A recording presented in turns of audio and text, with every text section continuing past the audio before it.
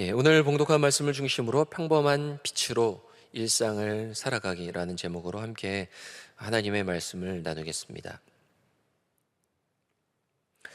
어, 오늘 본문에서 주님은 우리를 향해 빛이라고 말씀하고 계시죠. 이 빛은 사실 그 본질을 쉽게 파악하기 어려운 물체 중에 하나입니다.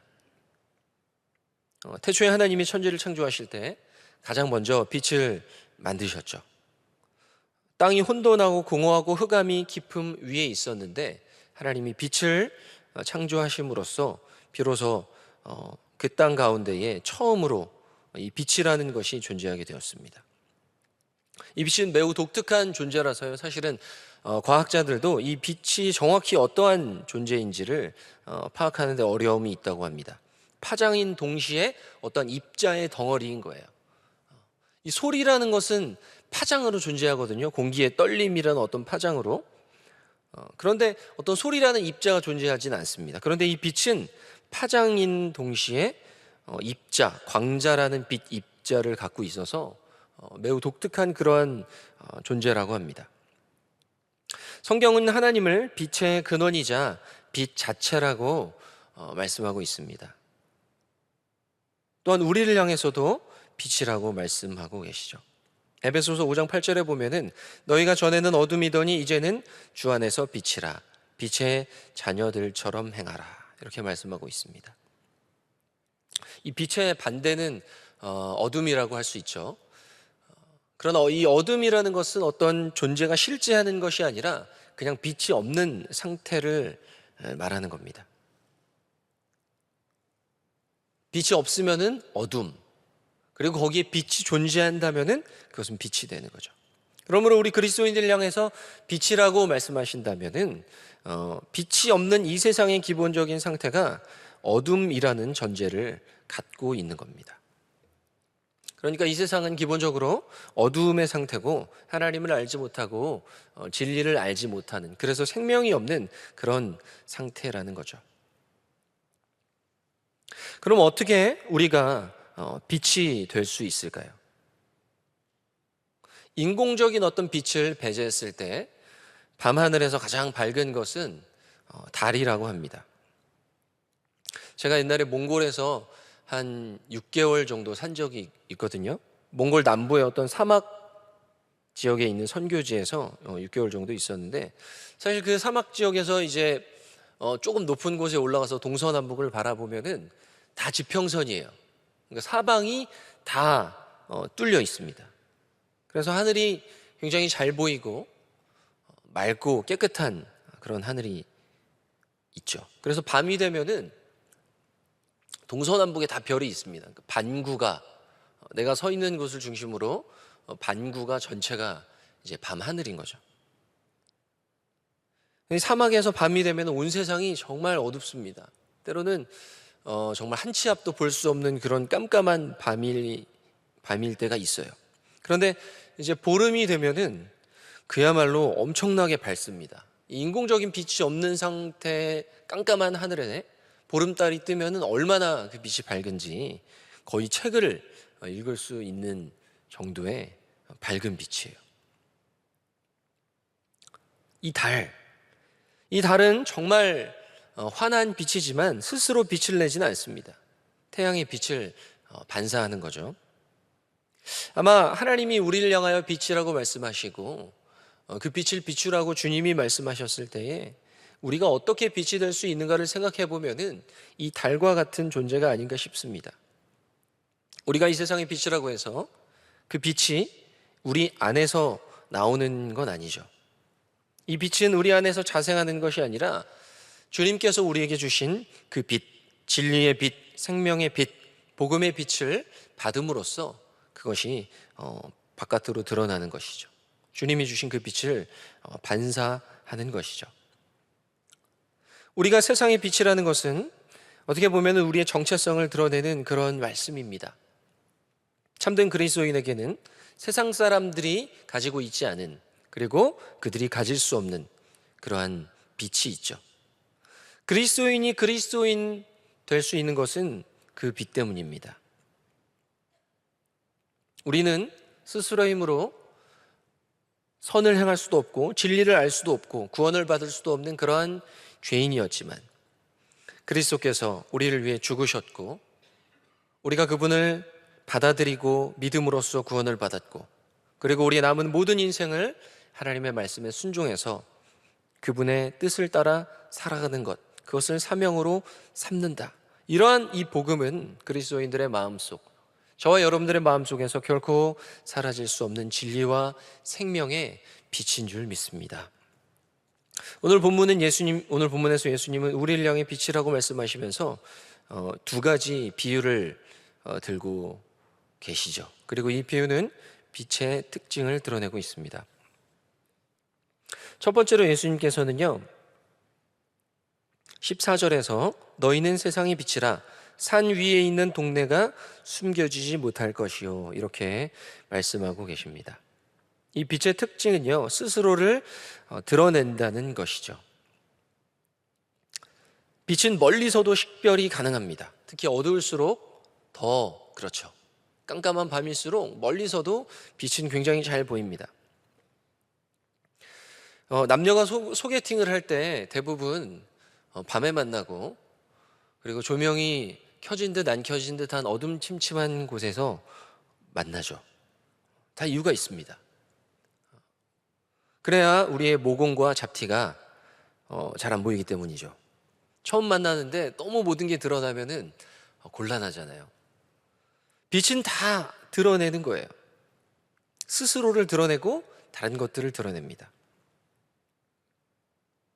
고대 도시들이 산 위에 있었던 이유는 몇 가지가 있는데, 첫 번째로는 외부의 침입으로부터 도시를 보호하기 위한 것도 있었고, 또 일반적으로 도시 위에 계속해서 도시가 지어지고 또 그 도시가 멸망하면 그 위에 다시 도시가 지어지기 때문에 도시는 점점 지대가 높아지게 되었습니다.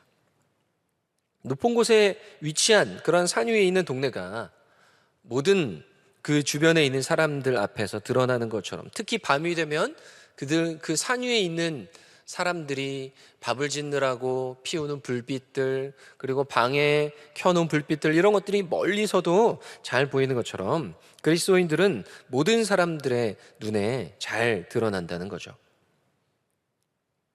이 빛은 사실은 감출 수 없는 그러한 빛입니다.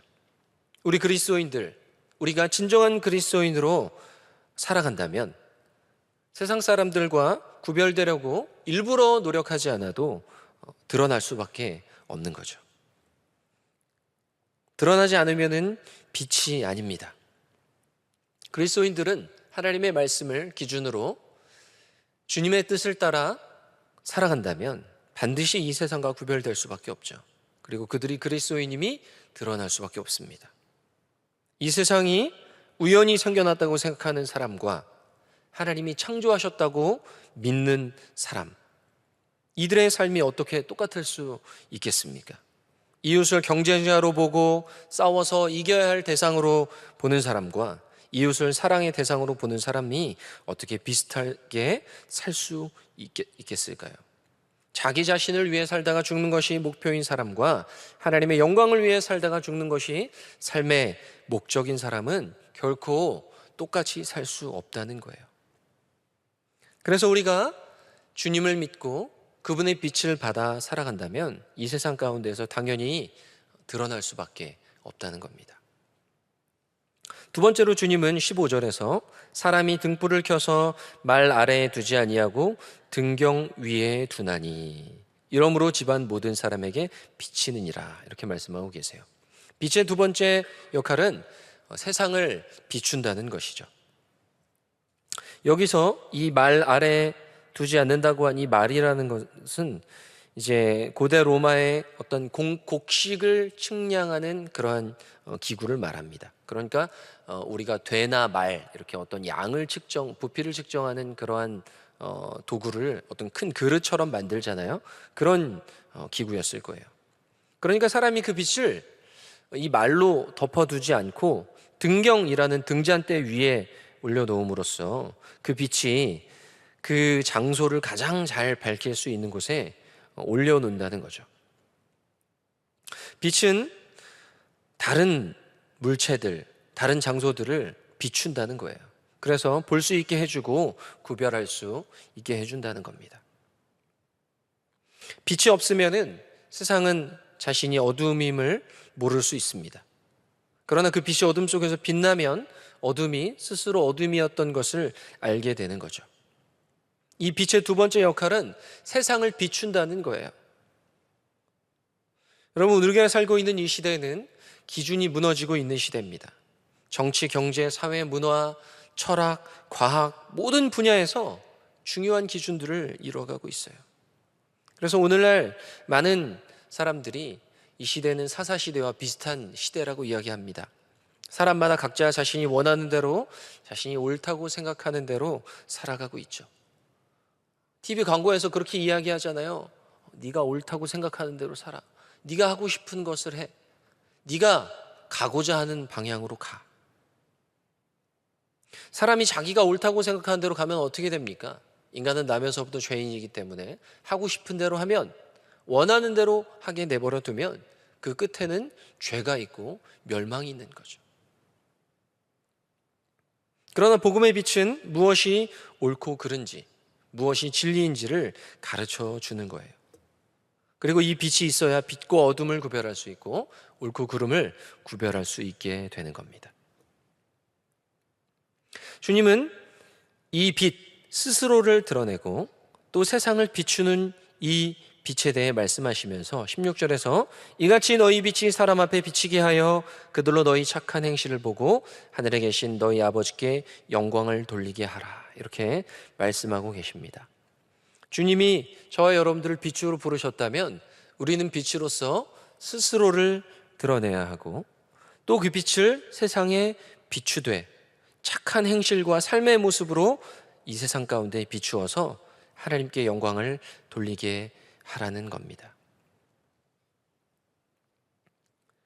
우리는 날마다 우리가 과연 이 빛으로 살고 있는지, 빛으로 드러나고 세상을 비추는 역할을 감당하고 있는지를 돌아보아야 할 줄 믿습니다. 우리는 말씀 앞에서 때로 고민하게 될 때가 있어요.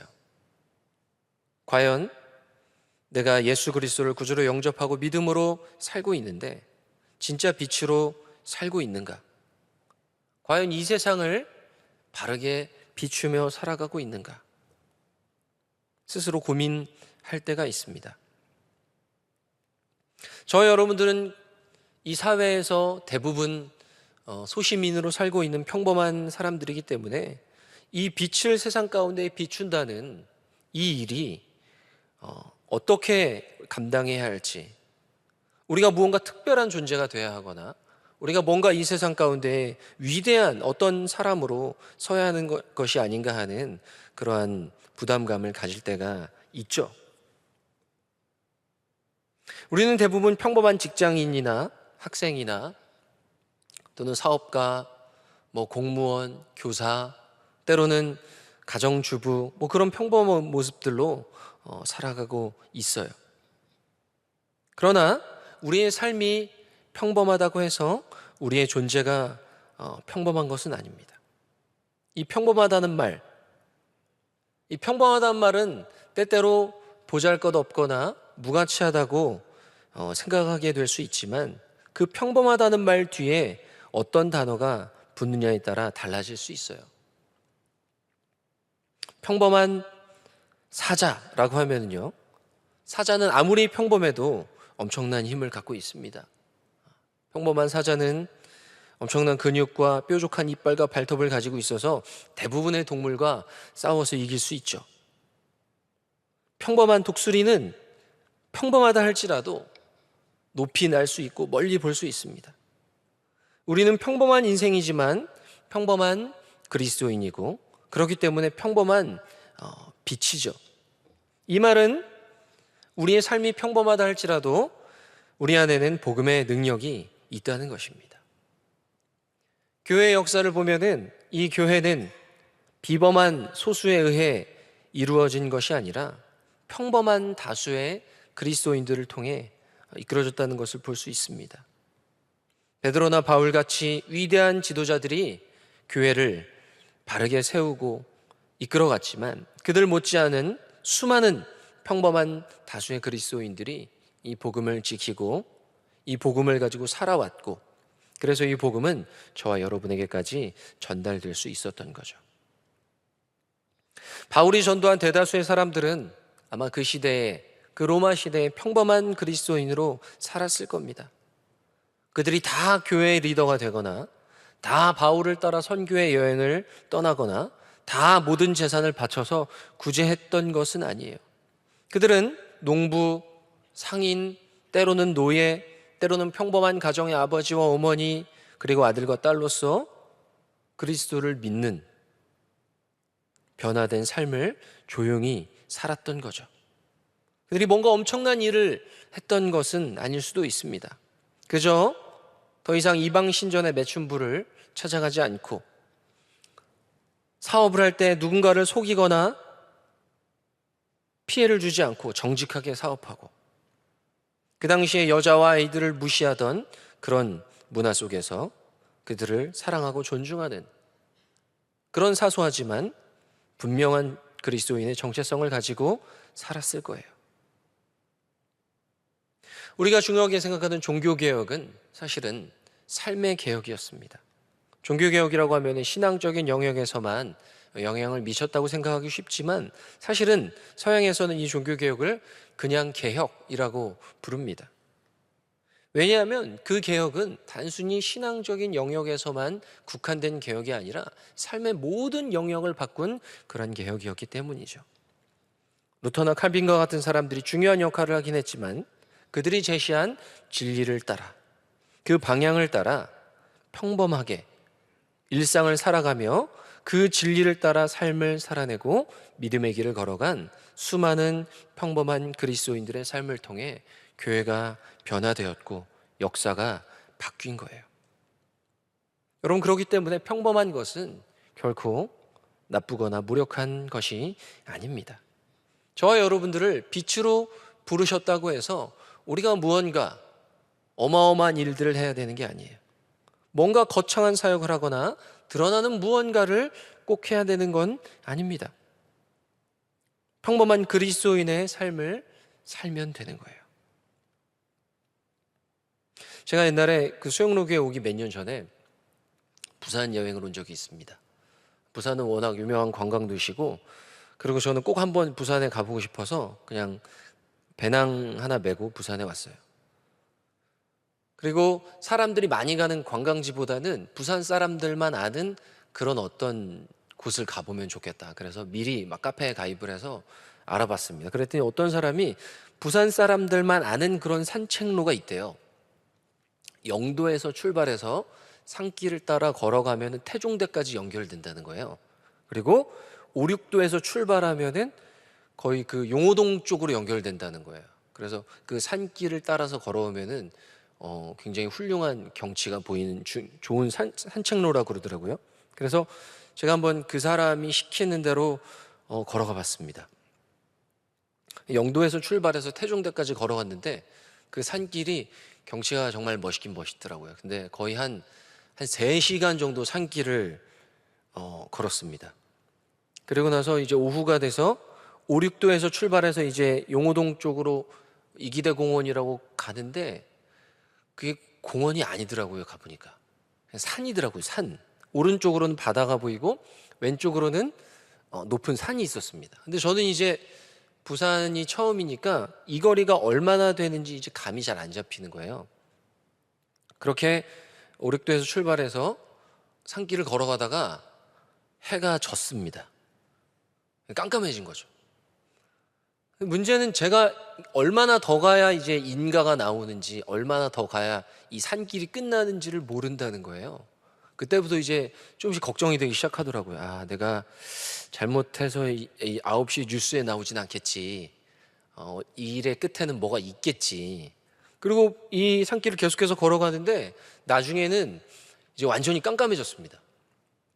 진짜로 산에서 해가 지니까 칠흑 같은 그런 어두움이더라고요.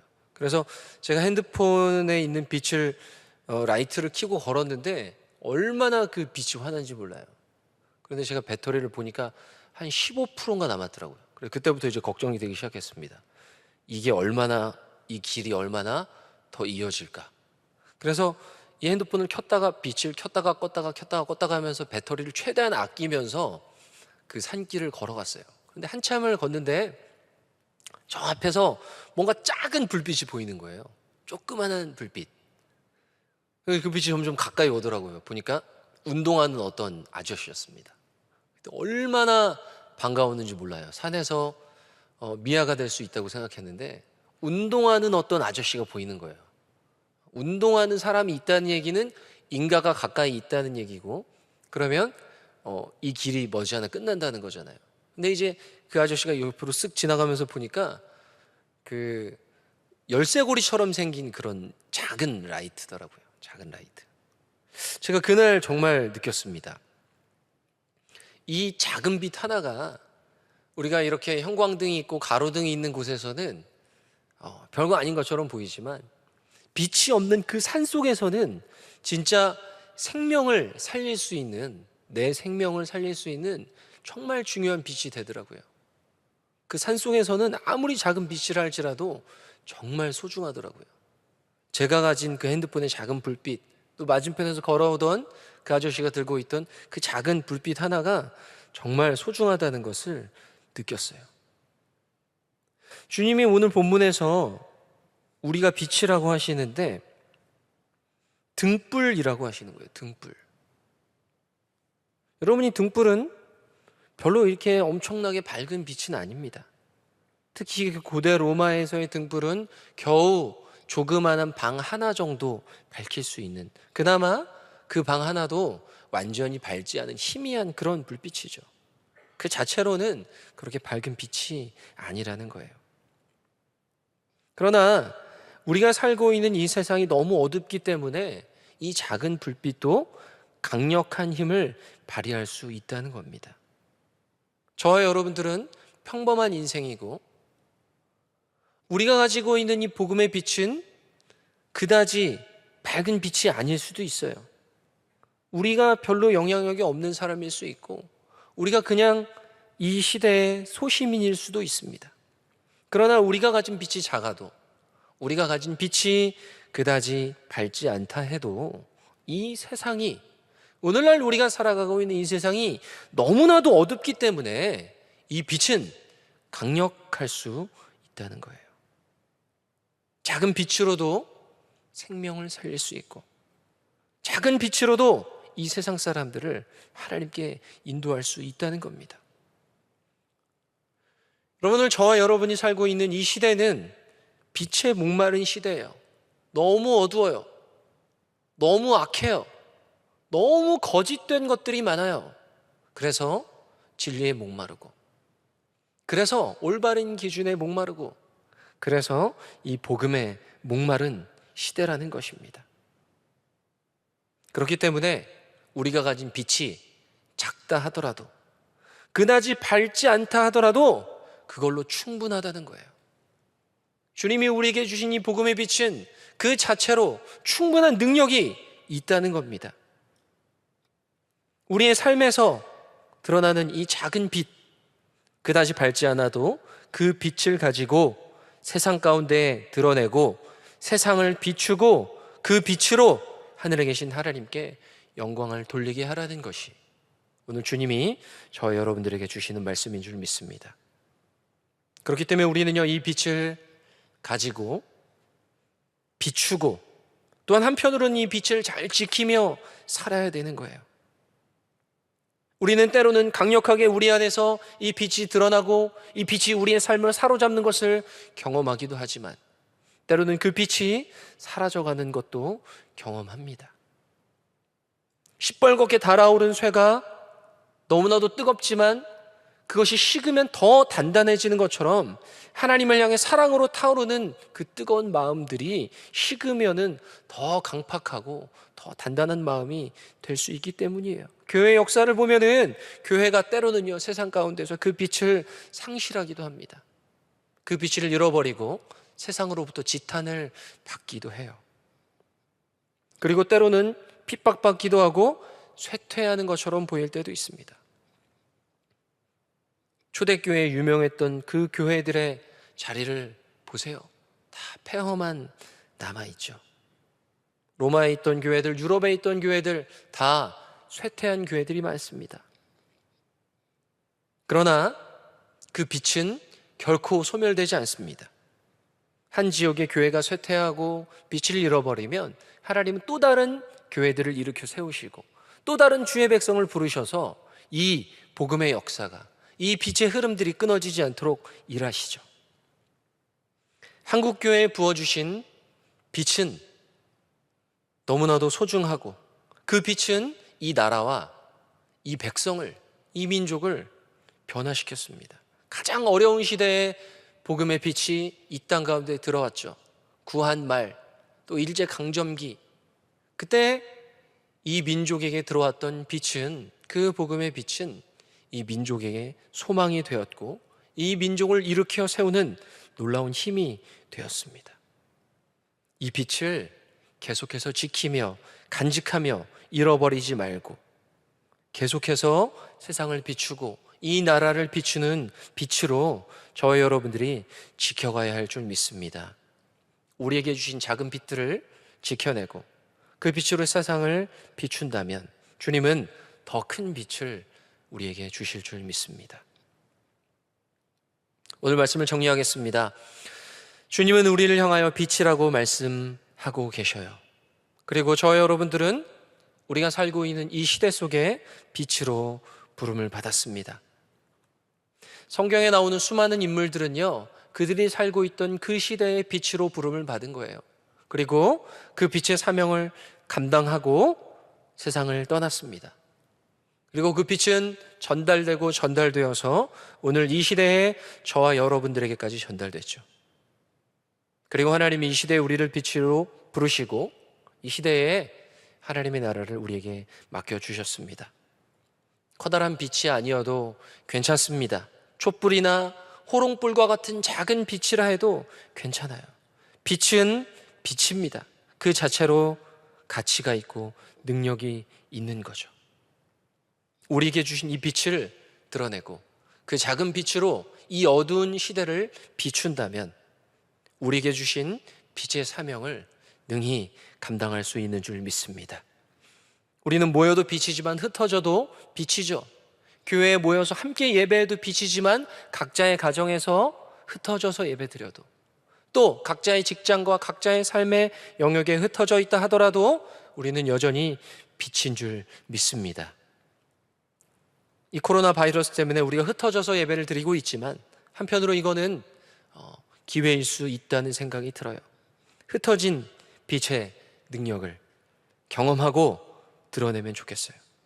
우리의 모든 삶의 영역에서 평범한 빛으로, 평범한 그리스도인으로 우리의 일상을 살아가며 그 빛으로 하나님의 영광을 드러내는 저와 여러분들의 인생이 되면 좋겠습니다. 주님이 우리와 함께 하실 것입니다.